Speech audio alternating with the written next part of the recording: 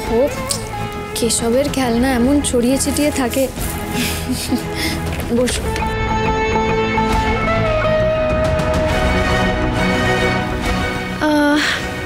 শুভ, বলছি তোমার কি কিছু হয়েছে? কই কিছু না তো, কি আবার হবে? না, I mean something is not right. তোমার চোখ মুখের চেহারা সেই কথা বলছে। প্লিজ টেল মি না হোয়াট হ্যাপেন্ড। না জিনিয়া, আমার কিচ্ছু হয়নি। বেশ বুঝতে পারছি মোহনাকে নিয়ে ঝামেলা হয়েছে।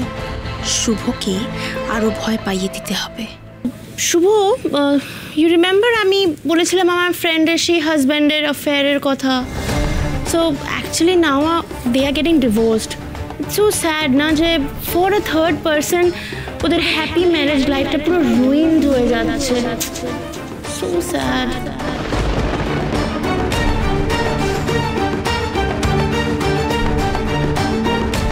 যখনই আমার এরকম মন খারাপ থাকে, জিনিয়া বারবার এই ধরনের কথা বলে আমাকে আরো ভাবতে বাধ্য করে। ভালো বন্ধু তো সেই, যে বন্ধুর মন খারাপ থাকলে তার মন ভালো করার চেষ্টা করবে, তাকে আরো দুর্বল করে দেওয়ার মতো কথা কেন বলবে? ইউ নো হোয়াট শুভ, আমার যে ফ্রেন্ডটা ও তো বেচারা ডিপ্রেশনেই চলে গেছে। It's definitely not okay. আর I am so unhappy for her. সম্পর্কে না টানাপোড়েন থাকেই গো। এসব কথা থাক, আমার ভালো লাগছে না শুনতে। আমাকে অ্যাভয়েড করতে চাইছো তো শুভ? করো করো, বাট আমার কথাগুলো তোমার মাথাতে ঘুরবেই। শুভ, আমি আজকে আসি। হ্যাঁ, you take care. Okay, bye. You remember আমি বলেছিলাম আমার ফ্রেন্ডের সেই হাজব্যান্ডের অ্যাফেয়ারের কথা? So actually now they are getting divorced. Jinia চাই বলুক, এটা তো ঠিক। মোহনা আমাদের মধ্যে বড্ড বেশি জাঁকিয়ে বসেছে। না, অভিমান করে ঘরে বসে থাকলে চলবে না। ব্যাপারটা এবারে বাড়াবাড়ি পর্যায়ে চলে যাচ্ছে। এত সহজে হার মানলে চলবে না। এবার পুরো ব্যাপারটাকে শেষ করতে হবে।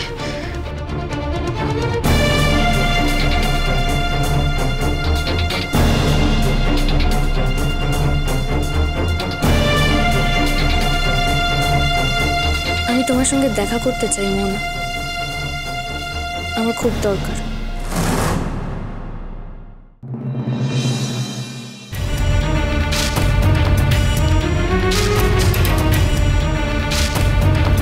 বলো, আমার সাথে কি এমন কথা আছে তোমার,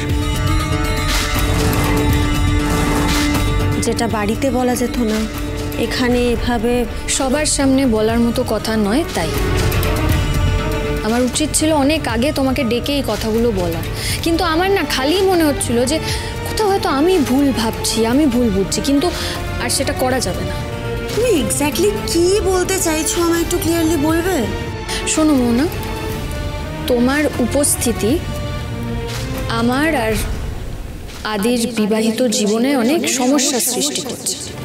আমি জানি তুমি আদিকে প্রাণ বাঁচিয়েছো, চিকিৎসা করেছো, সেটার জন্য আমি তোমার কাছে চিরকৃতজ্ঞ। কিন্তু সেই সুযোগে তুমি আদির বিবাহিত জীবনে ঢুকে পড়বে, সেটা না আমি কিছুতেই মেনে নিতে পারবো না মোহনা। তাই তুমি না আদির সঙ্গে দেখা করো তো দূর, তুমি ওর সাথে যোগাযোগটাও রেখো, সেটাই সব থেকে ভালো হবে। সেই শুভলক্ষ্মী, তুমি এতটা মিন মাইন্ডেড আমি ভাবতেও পারিনি। আমার সাথে আয়নের বন্ধুত্বটা পর্যন্ত সহ্য হচ্ছে না তোমার? হ্যাঁ, আমি অনেক কিছু দেখেছি, বুঝেছি। শুধুই যদি বন্ধুত্ব হতো তাহলে আমি তোমাকে এখানে ডেকে এনে এত সময় নষ্ট করে এই কথাগুলো বলতাম না। তুমি নিজেই বোধহয় ভুলে গেছো না যে বন্ধুত্বের সীমা ঠিক কতটা। শোনো না শুভলক্ষ্মী, তোমার যদি আমার আর আয়নের সম্পর্ক নিয়ে এত নালিশ থাকে, তাহলে সেটা গিয়ে তোমার হাজবেন্ডকে বলো, আমাকে বলতে এসো না। এসব বাজে কথা শোনার সময় না আমার নেই।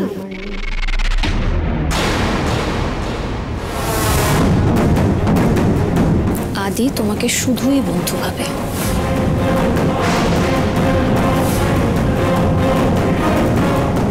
সেটা নিয়ে আমার কোনো সন্দেহ নেই, কিন্তু আমি তোমাকে কথাগুলো বলছি, বিশেষ করে তোমাকে, কেন জানো? তুমি না বারবার আমার থেকে আমার আদিকে কেড়ে নিতে চাইছো, সেটা আমি হতে দেবো না, কিছুতেই হতে দেবো না। তাহলে তুমিও শুনে রাখো শুভলক্ষ্মী, আমার যদি আয়ানকে কেড়ে নেওয়ার হয় না, আমাকে কেউ আটকাতে পারবে না, পৃথিবীর কেউ না, তুমিও না।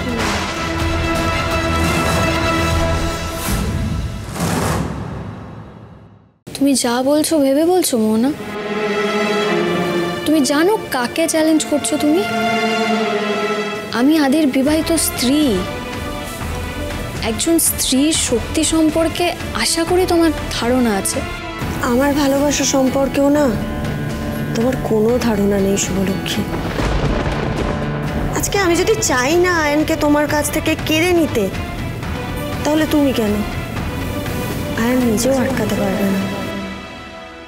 আয়ন আমার প্রথম ভালোবাসা শুভলক্ষ্মী। আয়নকে আমি মৃত্যুর মুখ থেকে ফিরিয়ে এনেছি, নিজের হাতে সেবা করে চিকিৎসা করে ওকে সুস্থ করে তুলেছি, নিজের বাড়িতে এনে নিজের পরিবারের থেকেও বেশি আপন করে আগলে রেখেছি একটা বছর।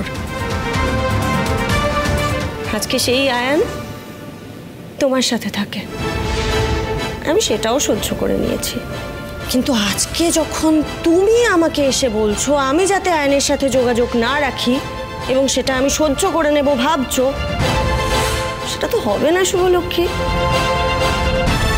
আয়নের সাথে আমার বন্ধুত্ব থাকবেই, দেখি তুমি কি করতে পারো।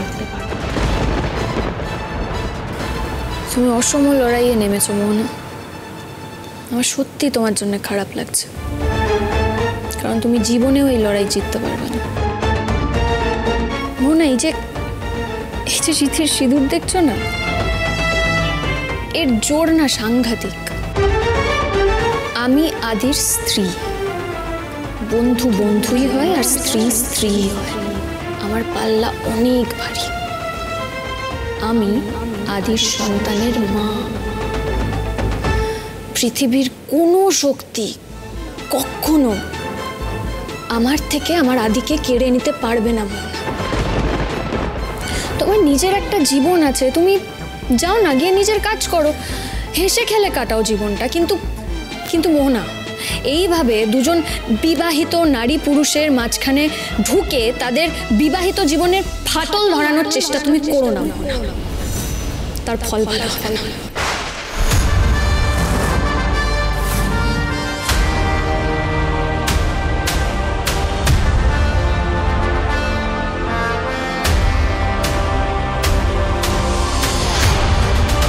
শুভ, এত সাহস তোমার? তুমি আমায় চ্যালেঞ্জ করলে?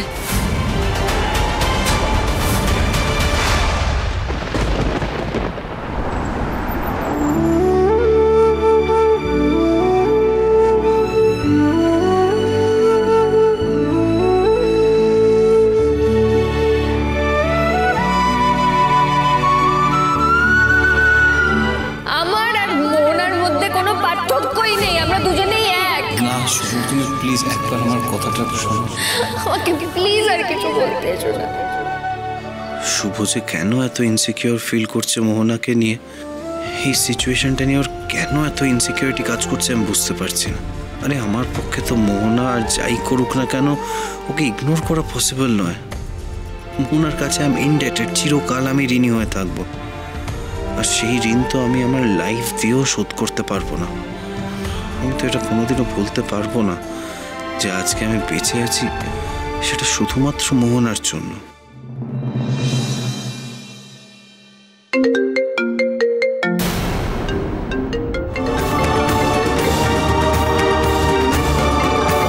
মোহনা,